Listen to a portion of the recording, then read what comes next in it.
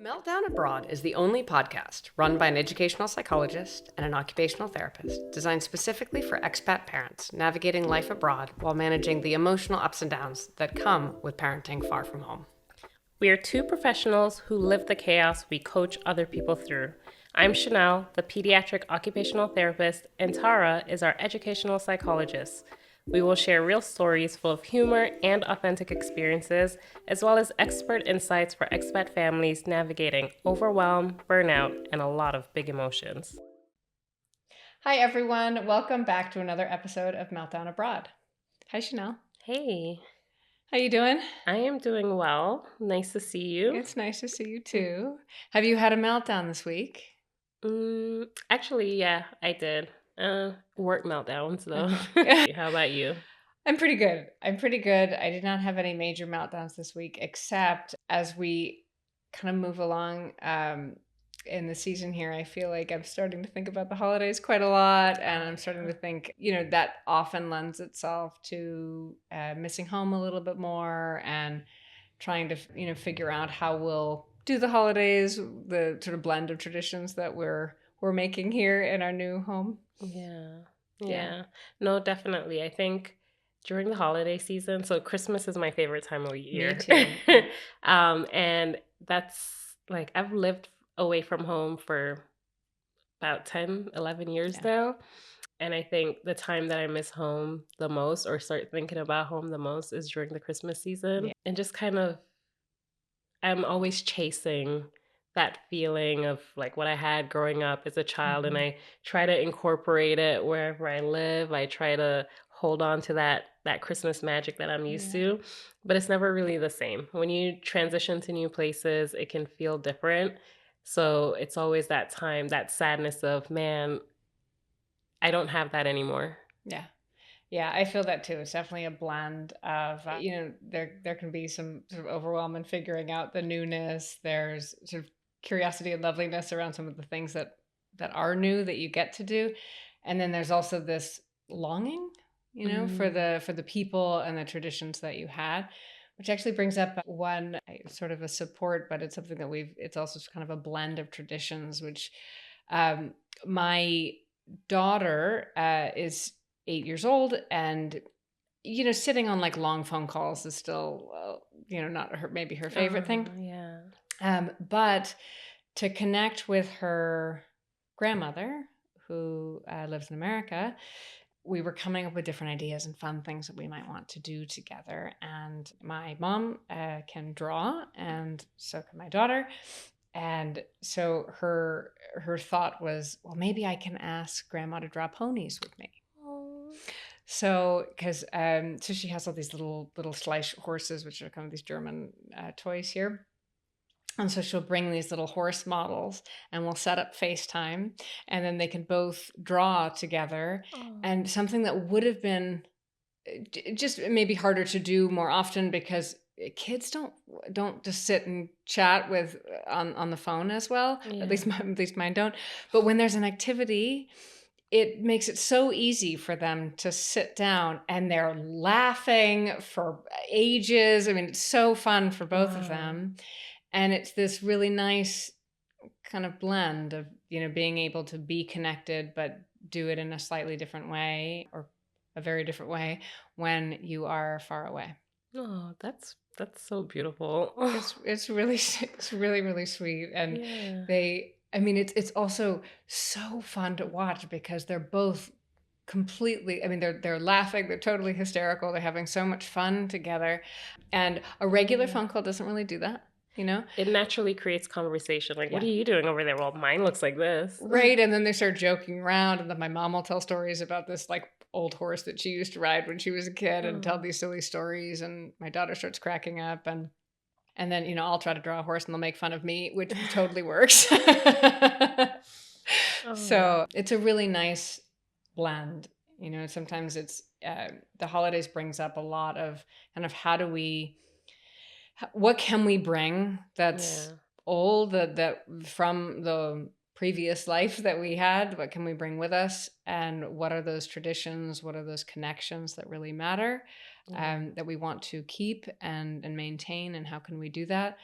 And then also how can we be curious and look around to what is new and what we might be surprised by or enjoy that is different from what we know. Yeah, I think it's even like especially hard because you have to kind of grieve what you're no longer able to do. Yeah. Right. So for me, I mean, I'm Canadian, so the Christmas season starts, or not the Christmas season, the holiday season starts very early for us. Yeah. So it'll be things like I see in the group chat, my friends are all saying Happy Thanksgiving. And I'm like, man, I'm just going to work while everybody's having a dinner and celebrating together. And, you know, I think about the laughter and I miss those things. Yeah. But at the same time, it's like you've gotten so used to not being there that on a normal day, you're not really thinking about what the family's doing or how everybody's getting along. But yeah, every time it's the holiday season, it brings me back to home. I feel the same way, exactly. And also, even to what you just said, sometimes it can kind of catch you off guard when you're in a different country, because in your home country, particularly if that's America or Canada, where there's like a little bit more, there's just a lot of products and ads for things and conversations about things that when you're in your home country, you're hearing a lot of that and seeing a lot of it. So you go into a shop and you're seeing all these things for Halloween, and then you're seeing all these things for Thanksgiving, and then at the same time probably starting to see things for Christmas and Hanukkah, and there's an order. And sometimes when you're in a new country and you don't have that, then all of a sudden you start getting these messages about a holiday that you haven't really been orienting towards. Exactly, yeah. Because you haven't had those visual reminders of that holiday around you in the same way that you would at home. Yeah, and I think that's the part that catches you off guard and brings so much sadness, because you realize that something is happening without you. Yeah. You know, you're not a part of this thing. Your day can't compare to what's happening over there. You don't have anything to share, or might not have anything to share. Yeah, and have you, with you and your partner, have you come up with any ways to bring that in or help you during those times, or not yet? So it's kind of an interesting mix for me moving here, because he has his traditions and I have my traditions. So we're literally having to blend our traditions together, right? And because we don't have a big family here, Thanksgiving's not celebrated. Yeah. So we're not trying to compensate for that. But the season that you look forward to is Christmas. Yeah. You try to replicate that as best as you can. And of course, like, I grew up so much different from he did. I mean, the German Christmas, though it has a lot of things involved, I think the American Canadian is more commercialized.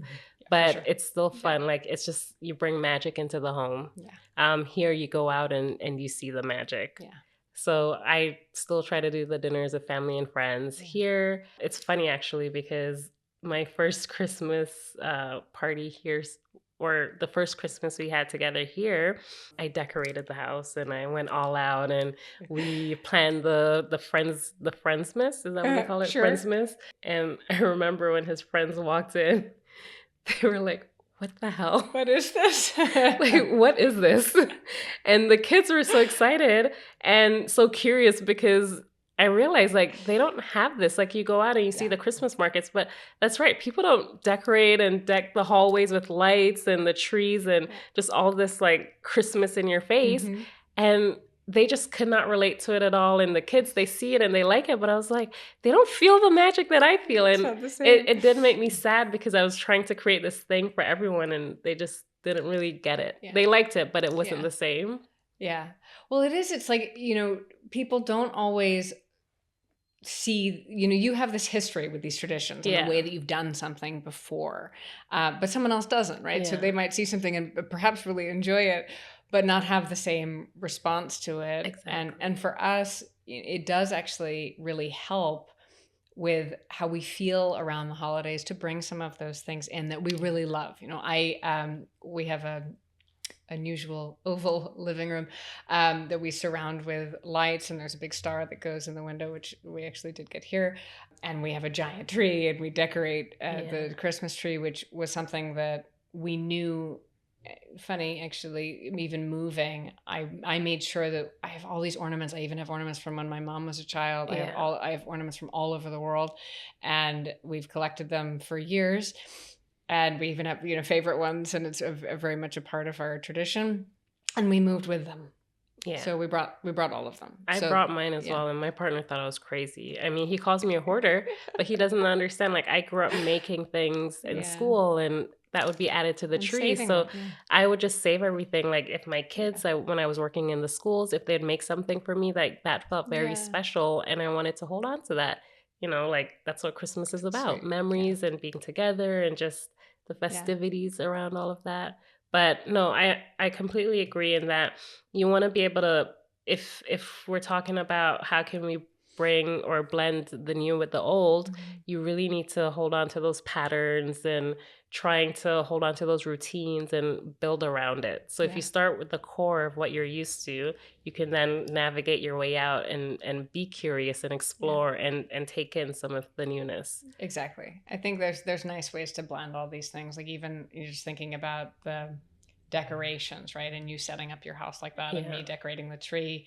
There are also all these opportunities for connecting with people who are home while you're doing that. Exactly, so showing them pictures of the things that you're setting up, or calling them when you put their favorite ornament on the tree, or whatever it is that sort of keeps it connected. Yeah, that's definitely a tradition I have with my friends. They're always waiting, like, what's Chanel gonna do?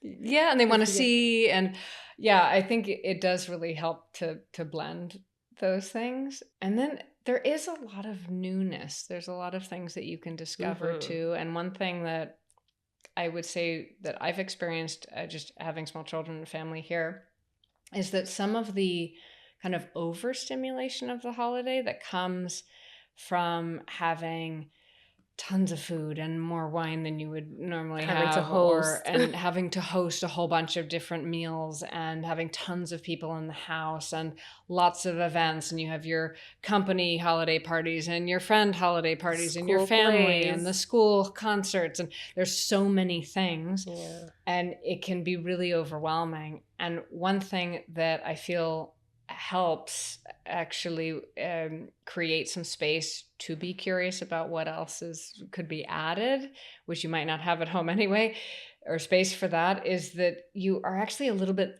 less overstimulated because you don't have so many of those things. You know, you might have some company parties, and maybe your child will have a school concert or something, but because you're not around everyone that you love and all of those connections, there are fewer events. You know, I mean, there's events, but it's not quite to the same level, and the expectations might be different, and so you might have less that you need to do in terms of hosting and that kind of thing, and also you might miss having the opportunity to do some of those things with people that you love, and have both of those things at once. And at the same time, it opens up a little bit of room where if I'm not hosting 4 meals around the holidays, and maybe I'm hosting 1, then maybe I could go see what else, you know, maybe I can go to some Christmas markets with the kids. Maybe I can do something that we wouldn't do at home.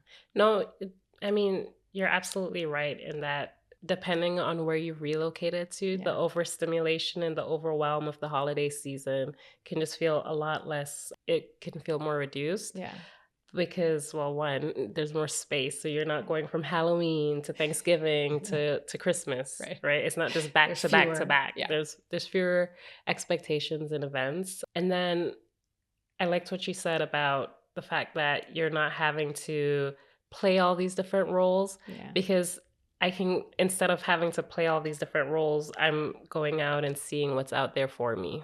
Right? I don't have all this family that I have to bring together or go to their house this weekend and they come to my house this weekend, and then there's Friendsmas and Friendsgiving and all the works. I get to just go out and explore and see, what do they do here?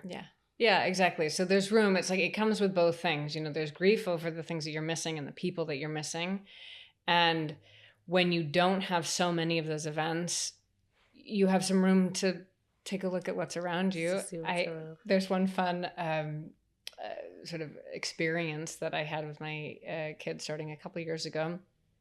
There's St. Martin's Day here, which is it's not celebrated in America, and I don't need to go into the whole backstory of it, but it's good to look up if you'd like to. But essentially, the kids they do this. It's really beautiful. They make lanterns, and I mean you can buy the light and make the lantern, or you could also buy the lantern in their favorite themes and stuff. And you often meet at a church of some kind, and all the children carry these lanterns, and sometimes breads and things are offered by sort of the host location. And then the kids follow a man who's supposed to represent St. Martin on a horse, and he's wearing a red cloak, and they sort of have a processional kind of all through the city with these little lanterns, and they're walking in the dark with these beautiful little lanterns that they've made, and it's this something I have never experienced. And I definitely I was surprised, just it was completely something that was novel to me, something I would have never feels a little like a Christmas parade, but it in was their own way. It was so beautiful. It was really sweet, and they shut the roads down and then go out to dinner afterwards, and it was a really neat thing, and it's something that my kids will remember doing. That I wouldn't have had the chance to do. I mean, and that's the thing as well, is when we're talking about blending, you want to be able to take a little bit of the newness with the old traditions, because especially if you're a family who relocates a lot, you want to be able to keep something, have a sense of control over what's going on, because you're bringing your kids into this world that's temporary in a sense. So you want to be able to pick and choose, how do I create something that I can bring with me wherever we go, and we can just continue to add on to that. Well, and to reduce the pressure, where if you really are looking at it, there's probably one or two things that are really important to you and your children. And the rest are not as important. And so are there certain things that you can sort of set up and replicate? Because lots of things can be done in a new country in the way that you did them before. They just might not have the same people. They might look a little bit different. So they might look a little bit different.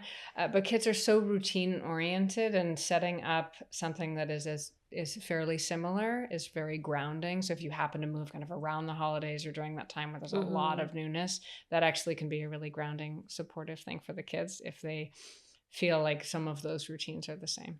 Yeah, and it's a way for them to share their lives as well, because they move around, and as they make friends or connect back with family, they can show them this thing that they've discovered or how they plan their holidays, and it can be interesting, and it's something to look forward to instead of something to fear or to feel isolated about. And there's some fun ways, I think, to keep kids sort of looking at the newness with curiosity and with joy, and helping everyone from feeling sort of overwhelmed by it. Like you can do little, like a holiday scavenger hunt where you're trying to find, okay, so what are 5 things that show me a little bit about what German Christmas looks like, for instance, or what are some things that I can, if I go on a walk around town, what are some things that I can find around the holidays that show me a little bit about what it's like here? And where you can play with it a little bit. It can help actually the adults too to look at it. I was just about to say, like, I think it's more regulating for you because again, it's taking the expectation of having to do this thing, like bring this thing from home here, right? If you just engage and fulfill their curiosity about what's happening in the location that you are, it's less stress for you as the parent. You don't have to figure out all the ways to do an Amazon order to get things that you'd never find in Germany into this country, having to find anybody that's going to the US to bring things over. It's a lot less stressful. I mean, I think I had 2 kind of experiences with the holidays, because again, like I have family in 2 different across the Atlantic, so I can celebrate with my family that's in England while I'm on this side, and then when I lived in the US, I could celebrate with my family in Canada. But there was still this guilt of like, I'm having to share or this sense of like, does it feel like I'm picking one over the other? So I quickly tried to dissociate from that by just creating my own thing, and I would just go somewhere new. My partner and I would just travel or meet in the middle when we were long distance and try to do our own thing. But then now that I'm getting settled and this feels like home, it Mhm. really brings back that memory of missing and grieving. Yeah. And how do I now make this a new tradition, Yeah. something that I'm not used to again? Yeah. So It yeah, takes time to create and to settle into it. And I think that we need to have a lot of grace for ourselves and yeah, each other as we're kind of figuring out how it works. There's a lot of combined emotions that yeah, come into play with the holidays, and there's a ton of joy. I mean, whether you're home or whether you're someplace else, there's a ton of joy here, and it's just that it also comes with things that you're missing too, and how can yeah, you pull together those pieces so that it feels good. yeah. I think so. We always had Friendsgiving. I don't know if I had Friendsmas as much, Yeah. but since I live here, it's like, what am I trying to? How do I find ways to build this blending, Yeah. basically, right? Because I'm used to Friendsgiving. I'm like, well, we can just have a Friendsmas Why and not? That's let's a have great idea. Yeah. let's have a Friendsmas dinner. I try to do the decorating. I don't go as crazy as I did. I don't want to scare people. No, I'm totally lying. I still go crazy. Yeah, let's But be honest here. I know I've been buying my Christmas stuff all month. It's so fun. It's Actually, really since fun. October. But that's also a way to kind of bring, if you're feeling a little bit disconnected, and this is something that you know is really joyful for you Yeah. about the holiday season, then you can extend it for yourself. Exactly. Exactly. So I'm like excited for Christmas because that's the thing I have to look forward to. And I don't have Thanksgiving, so forget about it. So I moving on. replace it. Yeah. Yeah. Just replace it. Well, that's it. And, it depends on how people feel about each, a holiday that they're missing, if Halloween or Thanksgiving has, Yeah. is quite big for them or not. And sometimes you can, find some ways to be a part of things. And other times you just create something entirely new. Entirely new. Yeah. And that becomes some wonderful thing that you get to do. Yeah. Another thing I had to adjust to is, when do I celebrate Christmas? Because here in Germany, Christmas is the Yeah. 24th, whereas for me, it's the 25th. And so I had to learn to respect that my partner's Christmas is actually on the 24th. And so that's when we invite his family and we do things that I would do at home to celebrate Christmas. But then on the 25th, that's all about me. You each get a day. Yeah. That's all about me, to just bask in all of the commercialized glory of what Christmas means to me.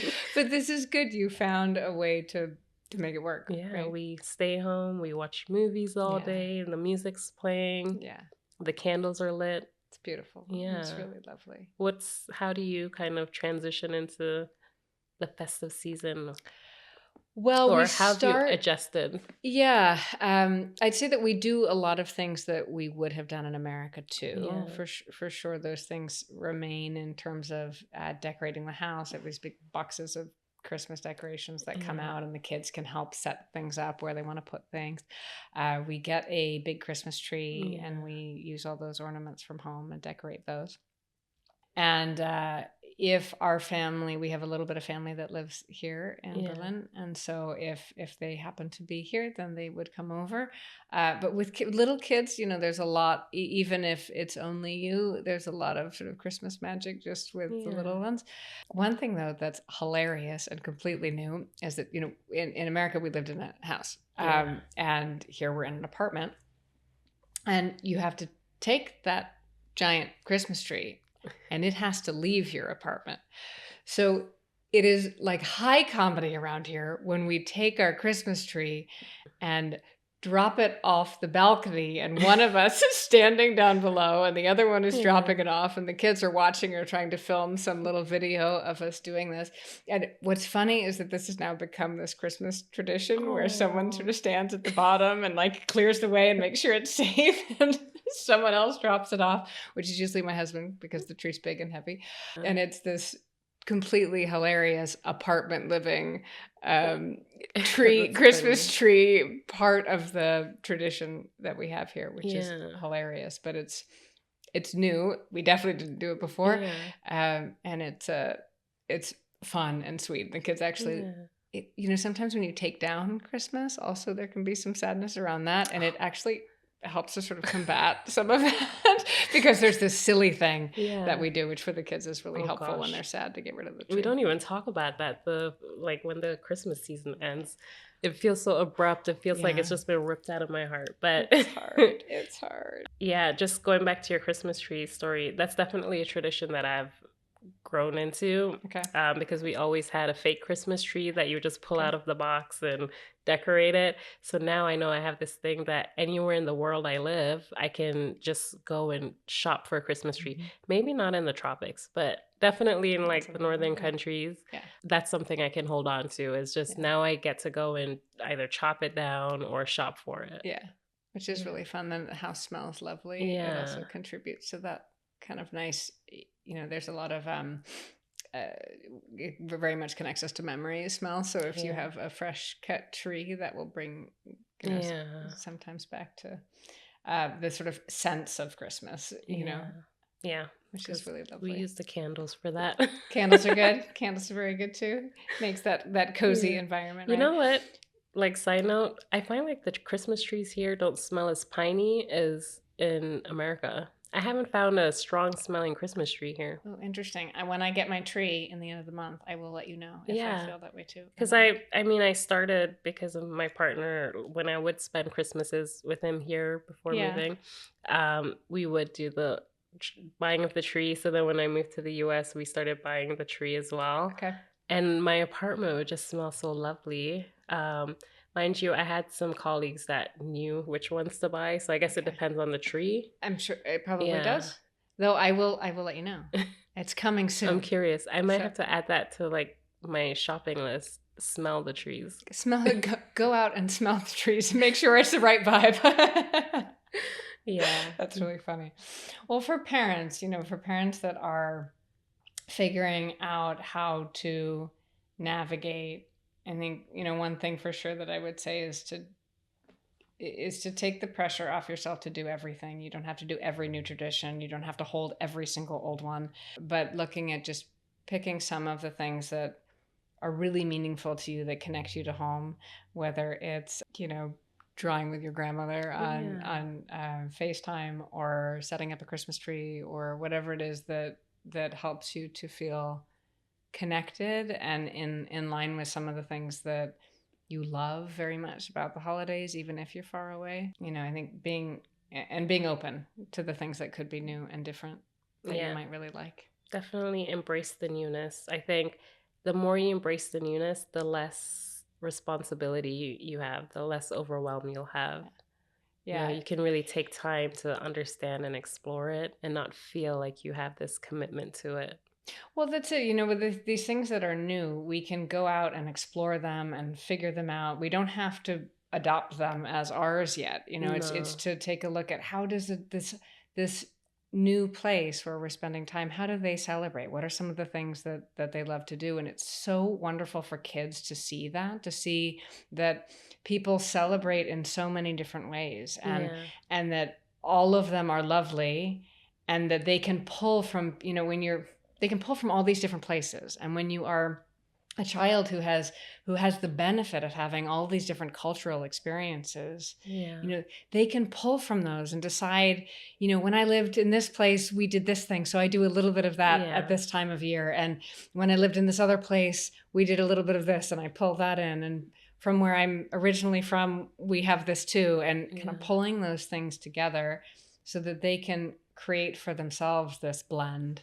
And I mean, if we want to talk about managing overstimulation in the holiday season, I think that's definitely one way to do it, is to plan ahead and kind of start deciding what are we going to take away? Like, what's the one thing that we want to keep? Or maybe you already have a running list of this is what we're going to do next year, or try to do, because it simplifies things. You know exactly what you're getting yourself into, and you can forget the rest. You can choose the parts that are easiest and leave the parts that feel more difficult. And stay connected to the things that matter a lot without feeling like you have to do all of it. Because really, that's, I think, the overwhelm for parents over the holidays. There is just more. There's more of everything. Kids are overstimulated because they're not used to having their schedule disrupted that many times, even if it's for fun things. But there's also just this expectation of creating everything, creating this magic for the kids and creating these beautiful dinners and making sure the house is clean and then doing it again the next day. And that can feel overwhelming generally, and we don't need to bring everything, we can pick and choose some things. And definitely join the people whose tradition it is. Yeah. So instead of you taking on the Christmas holiday, trying to make it right for everyone, which is what I tend to do, try to bring a bit of everybody's Christmas magic, go to them, let them do it.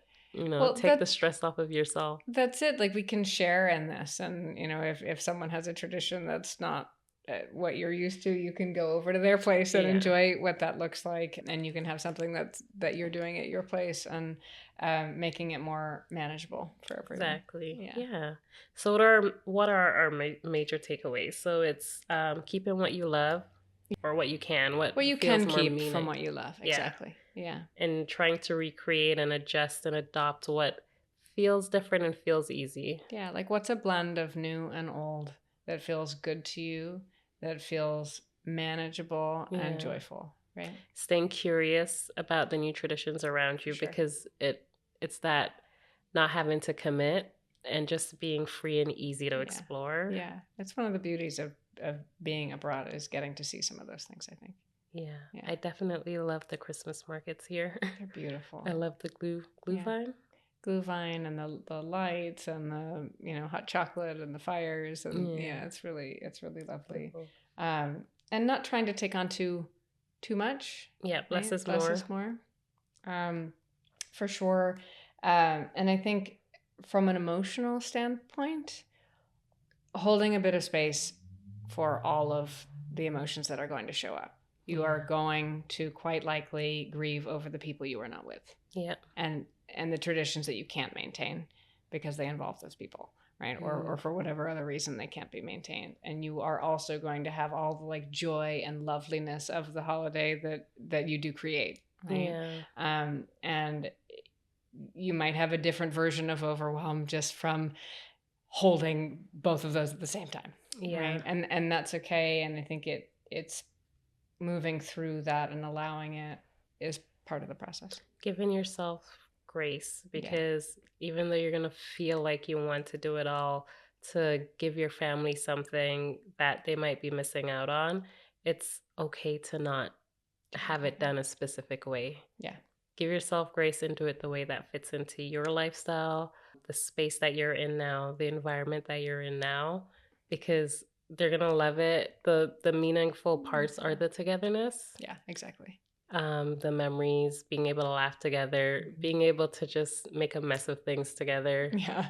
And I mean, sharing those moments, those reflecting on how home would have been, can also be a nice way of bringing it all in. Yeah, I think that's great. It's really helpful. Yeah. Oh, well, I'm really excited for the Christmas season. I can't wait to travel. I'm actually going home this year, believe it or not.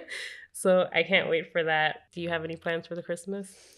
I will actually be here for Christmas, and then I'm traveling for New Year's. Okay. For me, Berlin New Year's it's a little chaotic. Okay. So we will be traveling, and I get to spend a little time in Norway, actually. Nice. So, I'm really looking forward to that. And I will also really be missing my family from home too, and we will have a blend of all these things ourselves. Yeah. Well, I really want to hear in the comments below how you guys are going to be spending your Christmases, how you manage to adjust and kind of blend a bit of the old with the new, or whether you just scrap it all together. How do you deal with the overwhelm, the guilt of missing home and wanting to recreate it? Yeah. But thanks for tuning in to another episode of Meltdown Abroad. Until next time, guys. We'll see you soon. Bye.